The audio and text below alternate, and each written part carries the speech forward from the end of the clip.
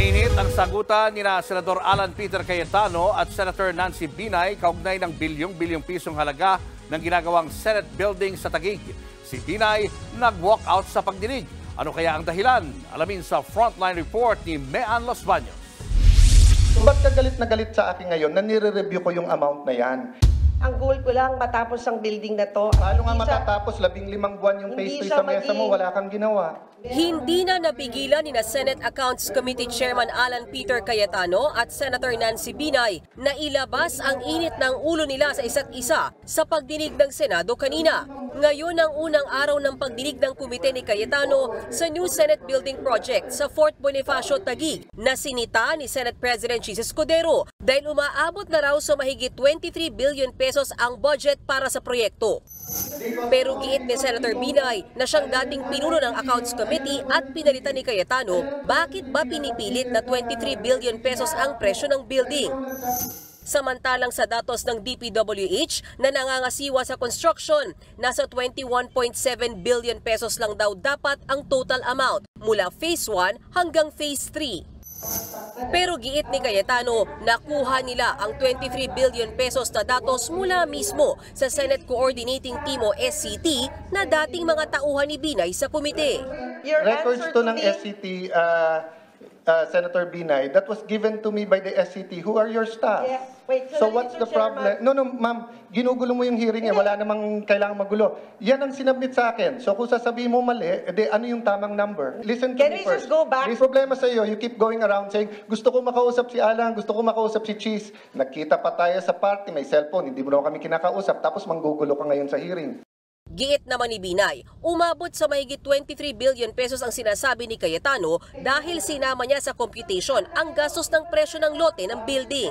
Wala yung lote dyan, 21, ma'am. Bigay sa akin ng DPWH to. Ang problema, hindi ka nakikinig. Yun na nga, Mr. Chairman. Hindi ka marunong magbasa. 21 naging 23. Hindi, move on kasi out of order ka na. Siningil din ni Cayetano si Binay sa 600 million pesos na plano para sa landscape ng bagong Senate building. March 2023 pa raw na-isubmit sa kanya ng DPWH ang plano pero hindi pa rin naaprubahan hanggang ngayon.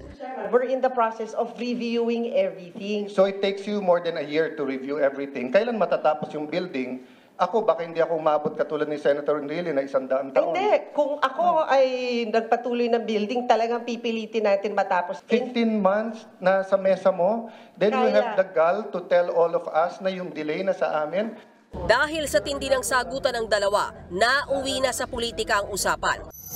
Matunog kasing tatakbo sa pagka-mayor ng Makati City si Senator Nancy Binay pagkatapos ng termino niya sa susunod na taon. Habang ang Taguig na baluarte nila Cayetano nadawit sa agawan ng teritoryo laban sa Makati dahil sa 10 Embo barangays. Sabi mo may sumasaksak sa likod mo, di kasuhan mo ng attempted murder. Sino ba sumasaksak sa likod mo? Wala akong alam doon.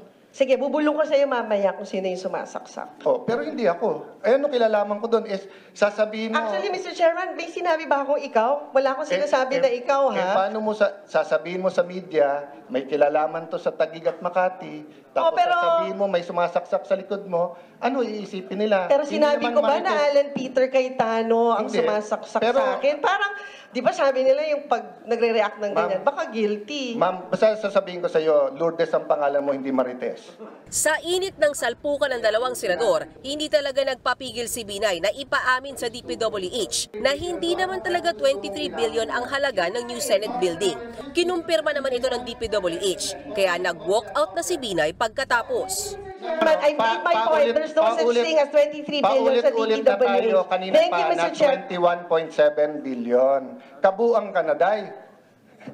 Tapusin natin na maayos to. Senado to ng Pilipinas, hindi to palengke. Bago naman ang sagutan ng dalawa, una nang lumabas sa pagdinig na 852 days na palang delayed ang construction ng bagong Senate building. Sa datos ng DPWH, umabot na sa mahigit 78 million pesos ang dagdag gastos dahil sa extension ng construction. Ayon sa DPWH, kabilang sa dahilan kung bakit na-delay ang construction ng bagong Senate building ay dahil sa pandemya, gayon din sa mga revision sa plano. Bagay na kinwestiyon ni Senator Cayetano dahil daw kasi sa delay sa pagpapagawa ng building at mga revision sa plano, nagkaroon ng additional charges o dagdag na bayarin ang Senado. Isa ring itinurong dahilan kaya dumami ang revision sa plano ay dahil hindi raw pinakausap ng Project Management Office ang nagdisenyo ng building sa mga senador at empleyado nito. Wala raw tuloy maayos na konsultasyon. Nakatakda namang ituloy pa ang pagdinig sa proyekto sa mga susunod na linggo. Nagbabalita mula sa Frontline, Mean Los Baños, News 5. Mga kapatid, Lucy Cruz Valdez po, maging maalam at may pakialam sa mga napapanahong balita sa bansa. Tumutok at mag-subscribe sa News 5 social media pages.